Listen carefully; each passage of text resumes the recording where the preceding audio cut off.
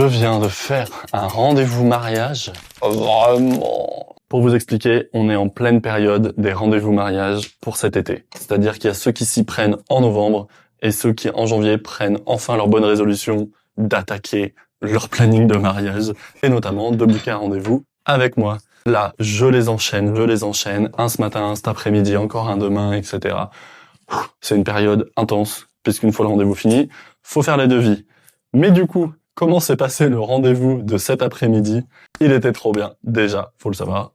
Adorable, les mariés, je les adore déjà. Mais il y a un petit truc qui m'a un peu perturbé au début, c'est que elle est française, mais lui ne parle qu'anglais. Pour qu'il puisse comprendre et qu'elle évite de tout traduire, même si j'avais l'impression qu'il avait des notions de français un petit peu, j'ai mis ma licence d'anglais à contribution, puisque je suis censé être bilingue. Il a fallu que j'adapte tout le vocabulaire, et c'est là que je me suis rendu compte que ça faisait 1 an que j'avais pas parlé mariage en anglais. Comment dire?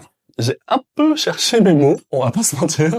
Il y a vraiment des moments, j'étais là, je buguais. Par exemple, comment est-ce que vous appelez l'allée qui mène à l'hôtel dans l'église pour mettre les bouts de banc? Le mot allée, je l'avais pas. J'ai bugué. Et du coup, je suis parti dans une périphrase à n'en plus finir.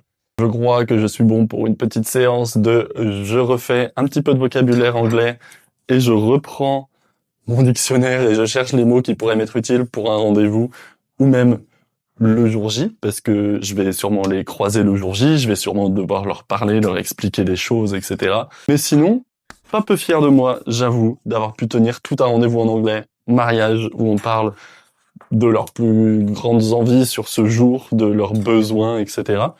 J'avoue, ça m'a un peu perturbé au début, mais je pense que j'ai d'être ça.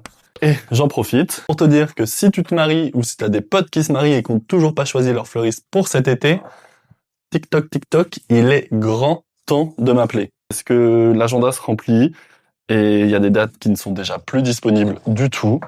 Oh, j'adore ce que j'ai fait. Donc abonne-toi pour plus de contenu, envoie ce réel à des gens qui vont se marier, même s'ils parlent en anglais. Je gère maintenant, je gère. Voilà la petite compo, on peut la mettre en vente. Je vous fais des gros bisous. Ciao!